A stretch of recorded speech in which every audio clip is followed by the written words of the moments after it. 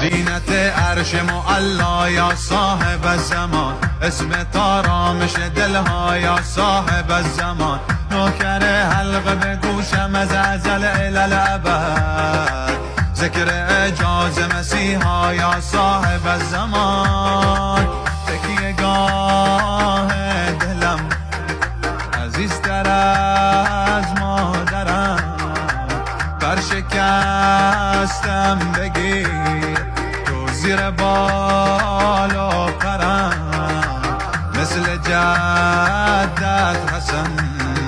هستی امام الکرم، مدد عزیز الله منجی همه دنیا، العجل بیا آقا